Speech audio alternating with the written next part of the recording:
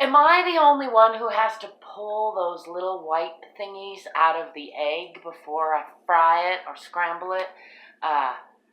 Call me crazy, because I know the whole thing is white thing, and once you cook it, you can't hardly find it, except for every now and then I do, and it ooks me out. So I have to bust open the yolk, pull that little white stringy bit off the egg, and then I'm good to eat the whole rest of the chicken abortion. What's up with that? You ever notice how things that come out of a vagina are like taboo, extra ooky, especially to men, but also even to a lot of women? Like blood. Most men are totally fine with a lot of blood. I shouldn't say most men. A lot of men are fine. Let me back up. A lot of people are fine with blood and then get really squeamish and want to change the subject if you talk about menstrual blood or ew, right? That's just, nobody likes to think about that. I do sometimes. I'll admit it.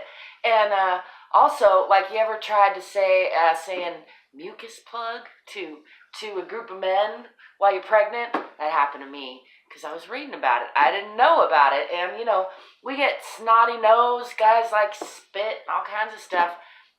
Again, let me back up. People often spit and deal with runny noses. No big deal, right? But bring up mucus plugs on the internet or at a party and see people run.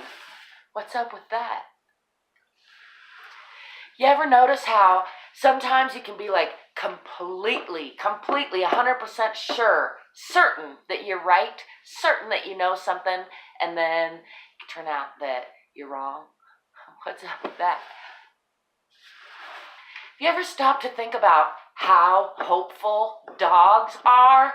Like, if you just give them a treat one time or take them for a walk one day, then the next day, for many days afterwards, they'll bark at you, assume that you might, or wag their tails, jump around, assume that you might give them another treat, you might take them for another walk, and every time, what's up with that?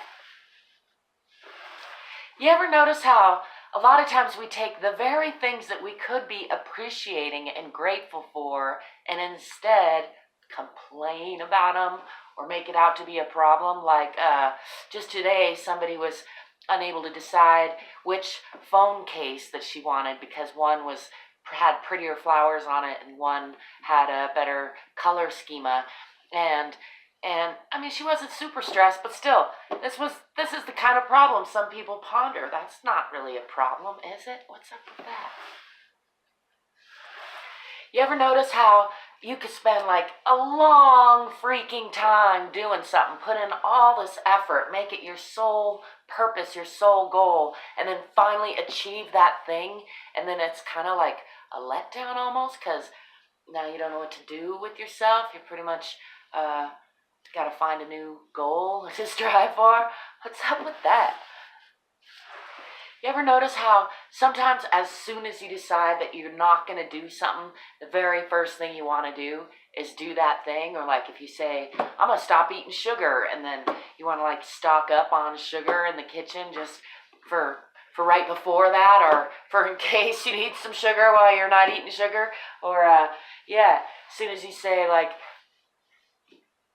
I'm not going to watch porn anymore, then all you can think about is porn. What's up with that? You ever notice how some things get smoother with age and time, and some things get rougher with age and time? Some things get smaller with age and time, and some things get longer and more stretched out with age and time? What's up with that? You ever notice how we pretty much always know what we should and shouldn't do, or at least a lot of the time, but then we just don't do that or do that even though we know we should or shouldn't? What's up with that?